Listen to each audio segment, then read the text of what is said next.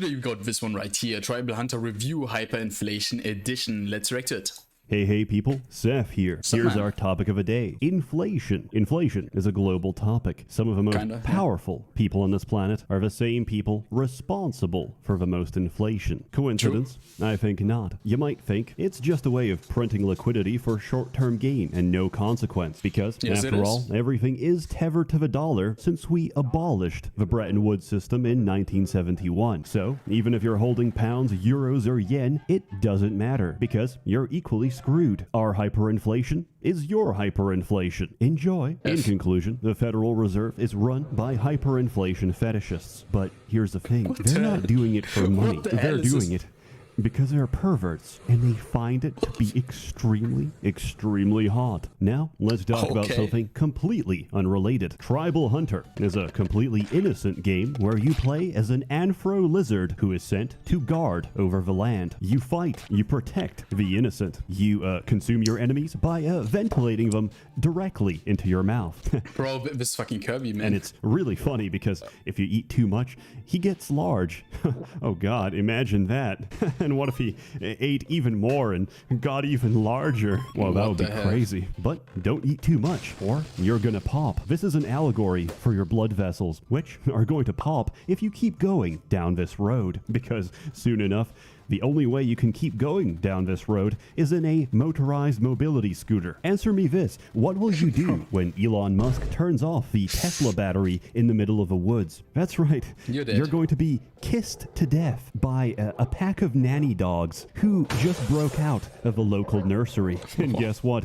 Breakfast was free infants ago. You're the main course. Think about that next time you're engorging yourself like the hungry caterpillar that you are. This game plays like a brawler platformer Metroidvania. It's like the old Metroids if Samus was or could become heavily pregnant, and this grants her gameplay advantages. It's much the same way. When you're small, you're very quick, you're very nimble, and you can platform really easily. When you're large, you hit like a truck. Your damage, your animations, your hitbox, they all scale with your stomach content. However, you become both vertically and horizontally challenged when each footstep is the equivalent of a quake in Asia. Jumping is the least of your concern. Bro, this might not be politically correct. It's actually an interesting game concept to say, but there's no way to sugarcoat it without making you even larger. You're a fat fuck. So how do we shed those pounds? Well, you sit down and you metabolize your food in a matter of seconds. When the morbidly obese blame it on metabolism, this is exactly what they mean. This is what they're competing against. This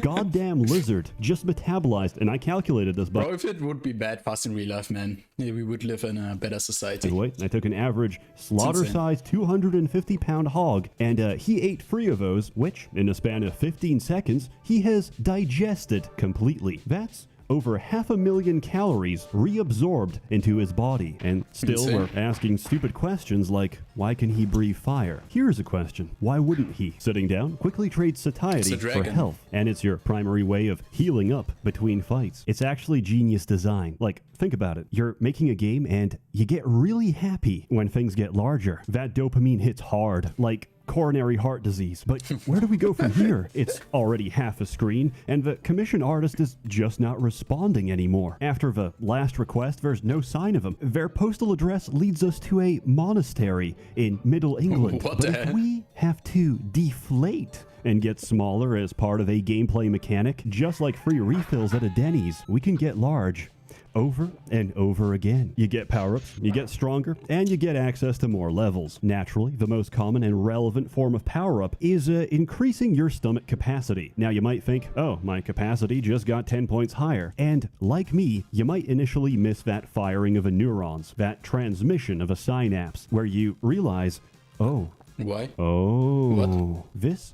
This isn't my final form. I can get larger. Of course. And so there's this strange drive pushing you forward where you're kind of morbidly fascinated. Because you see, there's many forms of motivation. You want to see the limit, man. And ours is to see how large we can possibly get. Exactly. Who is this game for? Why are we covering it? Why is it important? That's a very simple answer. First, they came for the furry inflationists, and I did not speak out, for I was not a furry inflationist. And then they came for me, and there was no one left to speak out. That's why we defend them now and we get on good terms so that during the upcoming political upheaval, they can return the favor and vor our enemies. Due to the nature of my work, I cover some really old and really niche games. Problem is, go back to that, man. This is something different, man. It's hard to get an original copy, so I depend on friends and family to send me a working copy of Bad Rats 2, Punjabi pre-cracked no virus. One of the most stable ways to do this is torrenting, or as it's more commonly known, uTorrent, best one. Trying before buying. Unfortunately, my internet provider and the people who work there are the product of a brother and sister who loved each other a little too much, as they cannot distinguish between illegal torrenting and me trying to download a legitimate copy of a game I already own. So they throttle my connection and my internet grinds to a halt. Thank you, Verizon, for the opportunity to pay $89.99 monthly, all for the luxury of having no internet. Despite this, like a battered housewife, I insisted. They're doing it because they love me. Then, about a month later, I received a cease and desist from Verizon, telling me that I'm most definitely going to jail, giving me a list of racially motivated gangs I can choose to join once inside. I've never owned a paper shredder before, but I gotta tell you, it's strangely satisfying. That's my third letter this week. So I realized my internet provider really doesn't know what's best for me. So instead, I chose to install ExpressVPN. When I run ExpressVPN, my internet traffic goes through a secure encrypted server. Bro, what a good transition into a sponsor, man. ISP can't tell me this is a sponsor. Throttle my download speed because they can't see what I'm doing, nor can they see the sites I visit when I'm working hard at my job and sell my mental illness to advertisers. It's incredibly easy to use. All I had to do is download the app, tap a single button, and just like that, I'm fully secured. And ExpressVPN does all this without slowing my connection. So stop letting internet providers arbitrarily decide what you can and can't do with something you pay good money for every month. Protect yourself today from the misinformed decisions of mega corporations who don't care if you live or die by using the same VPN I've trusted since 2019. 3 years, and they never failed me once. How about that for an endorsement? Sign up now and you can get 3 months of ExpressVPN for free by visiting expressvpn.com/Seth or clicking the link in the description box below. Thank you to ExpressVPN for sponsoring this video. Gameplay is pretty straightforward. You help out your local village by beating the shit out of everything and consuming their dead bodies. For an island guardian, you're actually quite terrifying, and the village itself is a really nice place. What a beautiful... Bro, like, to be honest, with every reaction I have something to say, like I have to say so much, but with this one, bro, I'm just kind of weirded out, man. I don't know what to say, except that holy shit, this shit is weird, man. Day on God's earth. I wonder, what shall I do today? Work on myself? Develop my skills? Care for my friends and family? I know, I'll spend my entire life online and become increasingly weird and isolated, divorced from reality. Self-esteem? What's that? I like the little... No fucking way.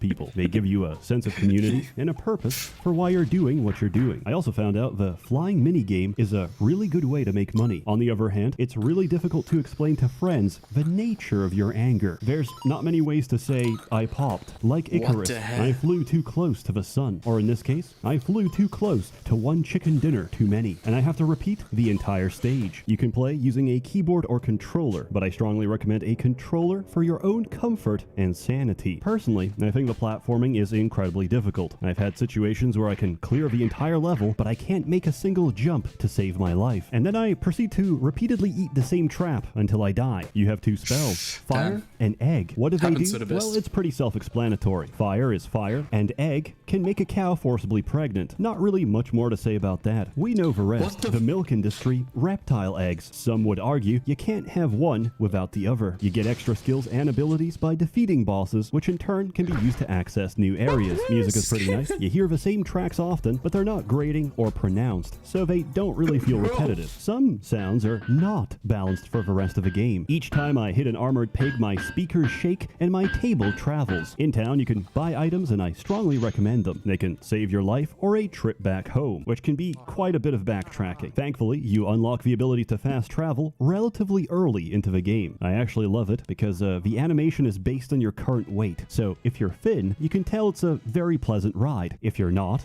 well, it's clearly more of a struggle to stay in the air. At some point, I realized you can intentionally get caught and bloated by slime plants, break free, spit out the slimes, kill them, and generate infinite XP. Unfortunately, I have to witness something unsettling each time I do this. So no, I don't think it's an exploit. It's an intentional form of torture. Everything you gain is outweighed by everything you lose, namely the ability to close your eyes ever again without that image burned into your skull. Enemies are varied and will harm you in one of two ways. One, they can kill you. Two, they can forcibly feed you until you explode. This is a similar experience to visiting grandma. The longer you stay, the higher your risk of cardiac arrest. She won't kill you out of hatred. She'll drown you in the pancake syrup river of love. Also, the death sequence for getting too full is arguably more difficult to swallow. Food is both your strength and weakness. You must constantly toe the line between obesity and death. They say video games are not the greatest medium for storytelling, but I disagree. When you see your obese lizard grappling the side of a cliff, his face says it all. Without words, he evokes one singular emotion: concern. The enemy placement in this game is brutal. Forget those two archers in Anor Londo. That will seem like a pleasant memory when you're getting stun-locked by a roast turkey. You get XP pretty generously, and this lets you upgrade your abilities at any time. Many of these are locked until you get later into the game. I don't have any recommendations except get healing on your punches, because relying on digestion for health is okay, but you can't do magic on an empty stomach. And that's a shame, because playing the game as a tactical egg artillery is objectively the best experience. Imagine seeing something pouring from the sky, and it's either going to kill you or make you pregnant. That's quite terrifying. Critique: I hate slimes. I really dislike them. That is all. Besides that, sometimes animations really don't look like they should affect you, but they do. Like, you can feel a hammer's shockwave when you're not even on the same floor. It's a minor complaint, and they'll probably fix this. You know what? It's a furry developer. Someday. In all likelihood, they will fix this, and they're currently taking notes. That's the difference. You want something done? Stop recruiting on LinkedIn. Go to Fur Affinity instead. Also, some of the controls can be awkward, but you can remap them. And also, you're just gonna get used to it. Reverse critique: I really like the idle animations. That is all. In conclusion, I give Tribal Hunter a full out of belly. It was there for me during a difficult period of my life. Each time I made any money, I would flash my wads of cash outside my wallet and comically lose them to a strong gust of wind each time. Eventually, I was left with nothing, just me and a small bag of crack. I knew I had to get my life together, so I smoked the whole bag, using them to outrun cars and siphon gasoline from their tanks, usually at the same time. I would describe the experience like using the devil trigger from Devil May Cry. I used high gasoline prices to in turn buy more crack, which I used to call fueling my addiction. I found this joke to be very amusing. I would repeat it often to the same homeless man. Bro, this review, in my opinion, was on a different level. Like I watched the Evenical review, and I watched the Nekopara review, and the other ones, the not family friendly ones, and they were, in comparison to this one, not that weird at all. Like, what the hell? I don't know what it is. Is it the art style? Is it because the developers are furry men? Could be both. Man, I would hound for hours, running circles around him as he cried and wept. And here I am today. Thank you, Tribal Hunter, for giving me my life back. Hey, sorry for stretching out the video, but I'm happy to inform you all that Tribal Hunter is now on GOG. Follow my GOG link at /UNICEF for 15% off. For every dollar you spend, I will personally steal a liter of clean drinking water from the children that need it most. Okay. Forget charities that make things better. I promise I'll make them worse. The developers told us they're really close to a 1.0 release, so even if you buy now, the game is going to leave early access in a couple of days. As always, more content to come, so stay tuned. Or don't. It's an open door policy. A warm thanks to the many members of the Merchants Guild, generously funding and bankrolling these videos. You're all truly wonderful, unless you're mentally unstable, in which case I recommend comprehensive psychiatric therapy. Have a good one. What the fuck? Like, I watched so many Seth reviews, I'm not gonna like this.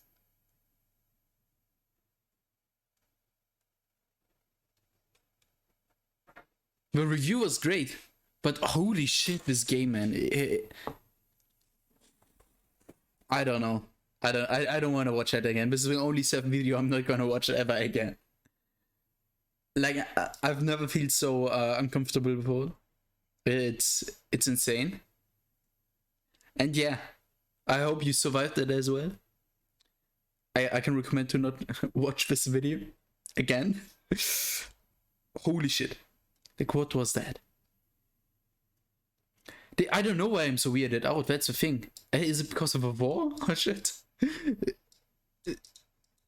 Man, it's nothing for me. I'm sorry. Yeah, go subscribe to Seth. To me as well if you want to see more of this shit. Like, for real. I guess I'm out. Wafer. Out. Bro, what the hell?